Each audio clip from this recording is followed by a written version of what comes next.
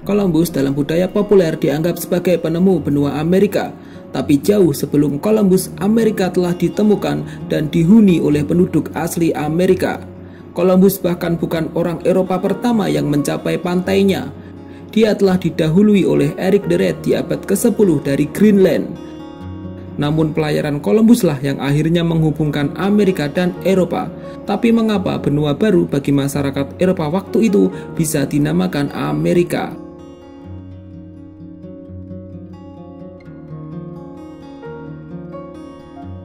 Cerita dimulai pada tahun 1492 ketika Christophorus Columbus berlayar dari Spanyol ke arah barat untuk mencari rute pelayaran baru ke Asia Timur.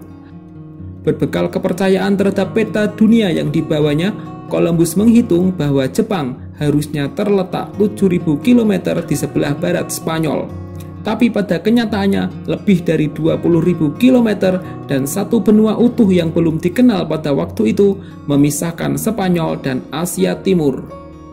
Dan pada 12 Oktober 1492, sekitar jam 2 pagi, Juan Rodriguez Bermejo dari tiang kapal Pinta melihat suatu pulau yang kini kita kenal sebagai Bahamas.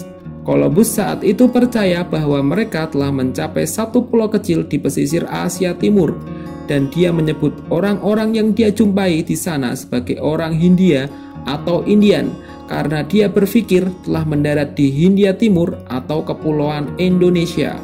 Columbus terus memegang kesalahan ini seumur hidupnya. Pemikiran bahwa dia telah menemukan benua baru yang sama sekali belum dikenal tidak terpikirkan olehnya dan orang lain di generasinya. Selama ribuan tahun, para pemikir dan cendekiawan hanya mengetahui Eropa, Afrika, dan Asia. Columbus meyakini hal itu, dan penemuan bersejarahnya ini gagal membuatnya meyakini bahwa dia telah mendarat di benua yang baru yang belum ada di dalam peta dan catatan geografi saat itu. Manusia pertama yang meyakini bahwa benua yang dikunjungi Columbus bukanlah Asia Timur, melainkan sebuah benua yang belum ada dalam catatan geografi klasik adalah Amerigo Vespucci, seorang pelaut Italia yang ambil bagian dalam beberapa ekspedisi ke Amerika pada tahun 1499 sampai dengan 1504. Vespucci menerbitkan 2 naskah yang menjabarkan ekspedisi itu dan diterbitkan di Eropa.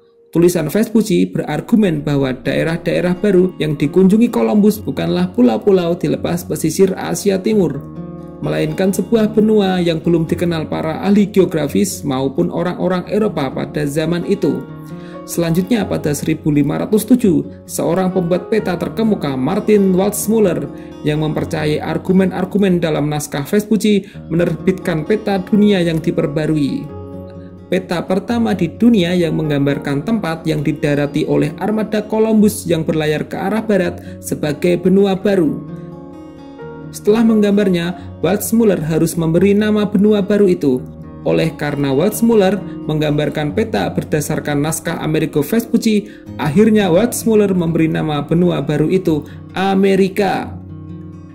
Peta buatan Waldseemüller menjadi sangat populer dan disalin oleh banyak ahli kartografi lainnya, dan menyebarkan nama yang telah dia berikan kepada benua baru tersebut.